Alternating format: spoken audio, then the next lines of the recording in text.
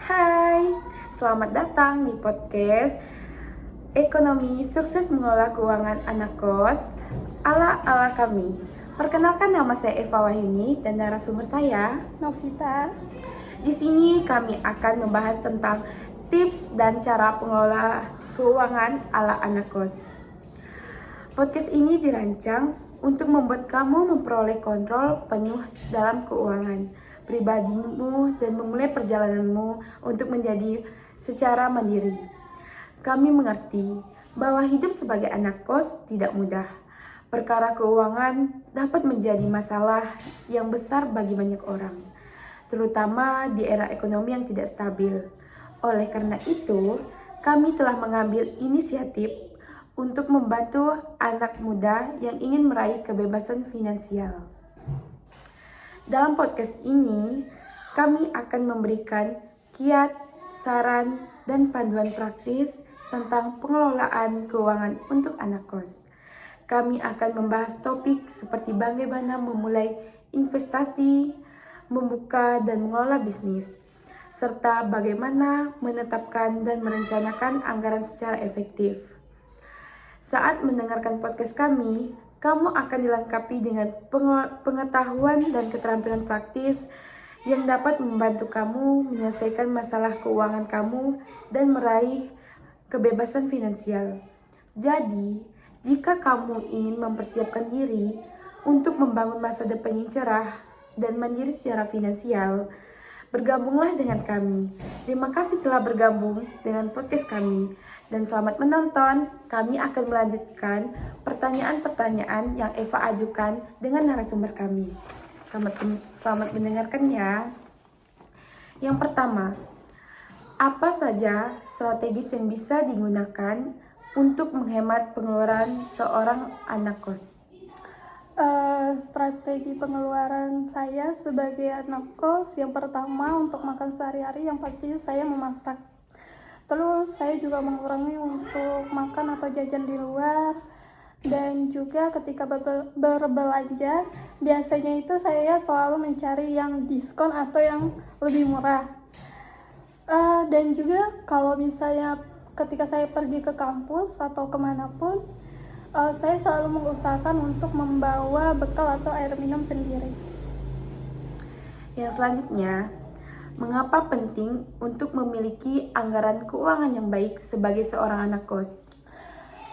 Supaya saya bisa mengatur keuangan yang cukup untuk 1 bulan. Yang selanjutnya, bagaimana cara mengontrol pengeluaran kecil yang sering terlupa, seperti membeli kopi setiap pagi dan ongkos transportasi Anda sebagai anak kos?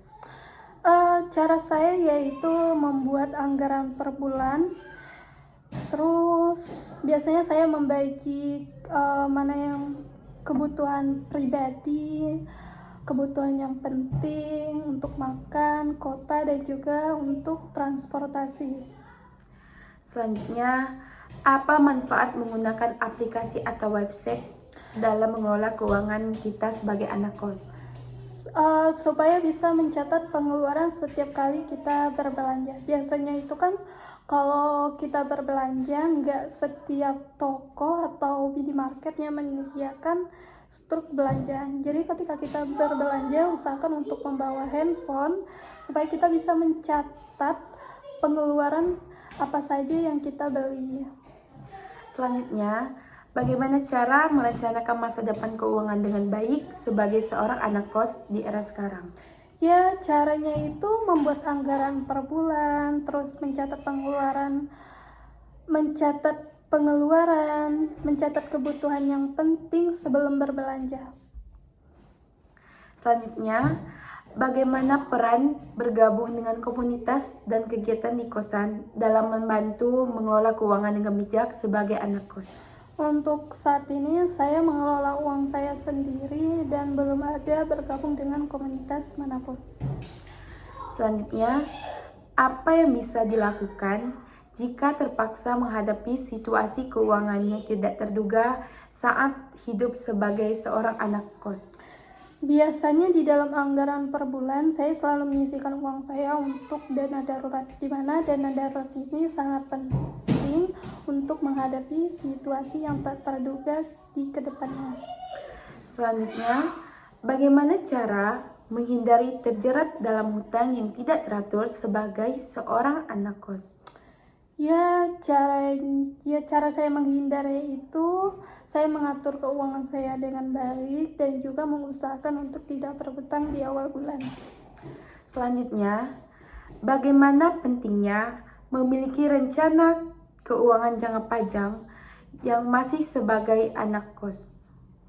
Sangat penting untuk saya sebagai anak kos merencanakan keuangan jangka panjang, apalagi saya hanya dijatah 1 bulan dan juga ditransfer 1 bulan 1 kali. Yang terakhir, apa yang bisa menjadi motivasi dalam mengelola keuangan dengan baik sebagai seorang anak kos di era sekarang?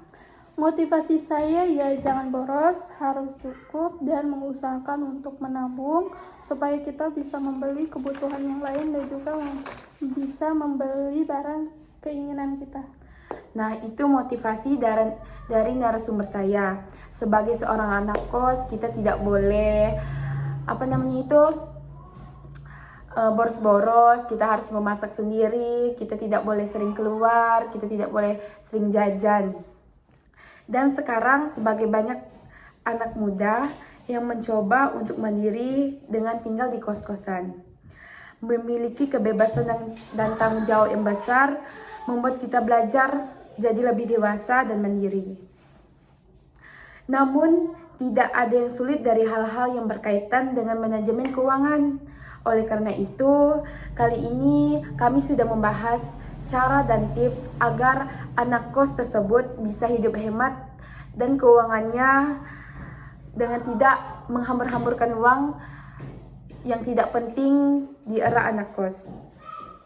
Menjadi seorang anak kos adalah tantangan baru bagi kebanyakan dari kita, apalagi dalam hal keuangan. Namun dengan menggunakan strategis yang dikasih oleh narasumber saya, hidup dalam keuangan sebagai anak kos akan menjadi lebih mudah. Salah satu hal pertama yang perlu dilakukan adalah membuat anggaran keuangan dengan baik. Karena Anda tahu, banyak uang yang bisa dan seharusnya Anda habiskan dalam waktu tertentu. Memasak sendiri adalah sebuah aktivitas yang menyenangkan dan hemat. Ini adalah salah satu cara terbaik untuk menghemat uang dan juga menjadi lebih sehat, karena kita harus memasak makanan sehat.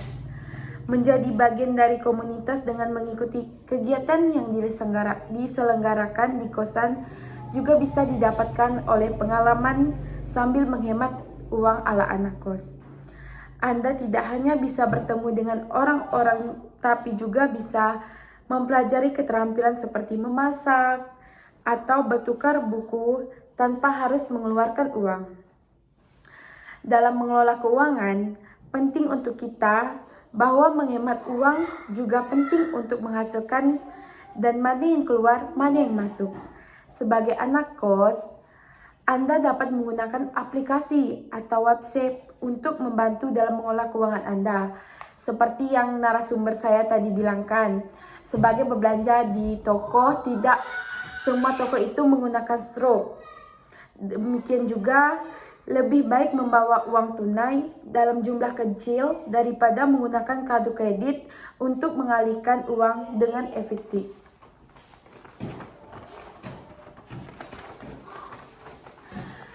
Anda juga dapat mempertimbangkan untuk mengevaluasi pengeluaran Anda. Jangan ragu untuk memeriksa pos-pos pengeluaran yang tidak perlu dan mungkin Anda bisa menghilangkannya. Misalnya, dengan membeli kopi setiap pagi, Anda kurangin, dan ongkos-ongkos lainnya. Seperti kita bisa pergi kuliah menumpang teman, dengan seminggu sekali Anda mengisikan bensinnya. Itu kan kita bisa menghematnya dengan cara anak kos, dan kita bisa uangnya tuh kita tabung supaya bisa beli apa yang kita pengenkan nanti sebagai seorang anak kos. Dan jangan lupa untuk merencanakan masa depan keuangan Anda. Meskipun sebagai seorang anak kos, sudah sewajarnya jika Anda udah membuat rancangan keuangan jangka panjang, mulai dengan tujuan kecil seperti menyisihkan uang biaya hidup yang lebih baik atau liburan. Dalam jangka waktu panjang, hal itu akan membantu Anda mencapai tujuan besar yang lebih berharga bagi masa depan Anda. Misalnya saya seorang anak kos, saya kuliah untuk memperoleh masa depan saya dan saya pengen liburan. Tapi liburan saya itu tidak memakai uang dari orang tua. Saya ingin menabung sebagai anak kos, uang orang tua saya yang orang tua saya kirimkan untuk saya, dan itulah menjadi uang liburan untuk saya saat saya sudah libur dari perkuliahan semester. Menjadi seorang anak kos memang bukan hal yang mudah, namun dapat menjadi sebuah pengalaman berharga. Dilengkapi dengan tips dan strategis yang telah diberikan narasumber saya untuk mengelola keuangan dengan anak kos ini menjadi lebih aman, dan kita tidak perlu berpoya-poya dalam membeli barang itu, apapun barangnya yang tidak diperlukan sekarang ataupun nanti. Kita sebagai anak kos tahu cara menyimpannya, barang-barang seperti kita menyimpan sayur. Misalnya kita tidak ada memiliki kulkas, kita memilih untuk membeli kangkung, dan kita harus menggunakan kangkung tersebut dengan batangnya tidak dipotong, tapi kita memasukkan batangnya itu dengan di dalam toples dimasuki air. Itu cara kita menghemat untuk sayur-sayuran. Dan kita membeli bahan makanan yang lain dalam waktu jangka panjang. Jangan untuk satu hari udah membusuk, itu tidak perlu dibeli. Cukup saja untuk sekali makan dari pagi, untuk masak lagi sore, itu perlu kita beli. Dalam hidup kita semua perlu mengelola keuangan yang bijak, terutama bagi anak kos yang dikirim dalam sebulan sekali. Biasanya kan anak kos itu dikirim dalam 1 minggu ada berapa ratus, bisa 1 bulan sekali, tergantung anaknya gimana dia mengelola keuangan tersebut. Ini membantu kita memahami dengan jelas kemana uang kita mengalir dan seberapa uang yang kita gunakan untuk hal-hal yang kita butuhkan. Contohnya kita dengan memasak sendiri dan tidak suka berjalan keluar seperti nongkrong di coffee shop, makan makanan di luar dengan menggunakan uang yang banyak. Itu semuanya bisa kita tabung untuk mengelola keuangan dengan anak kos. Kita bisa menghemat uang pengeluaran yang kita tidak perlu dan menghindari hutang yang tidak teratur di masa depan. Jadi seorang anak kos kita tidak perlu berhutang-hutang sana sini. Kita fokus untuk kuliah dan untuk makan, untuk keperluan lainnya seperti kita mengeprint tugas. Sebagai seorang anak kuliahnya kan kita kan banyak tugas dan perlu kita print. Ngeprint itu mengeluarkan uang yang banyak. Untuk ala-ala anak kos kita bisa menabungnya. Selain itu juga dengan menggunakan aplikasi atau website yang narasumber saya ceritakan tadi, di minimarket atau di toko-toko manapun tidak menggunakan struk pembelanjaan. Kalau ada struk kan kita bisa menghitung apa-apa yang kita keluarkan untuk belanja. Misalnya kita belanja sebagai anak kos itu kita membeli sabun, pas itu sabun mandi, odol gigi, terus sabun pencuci pakaian.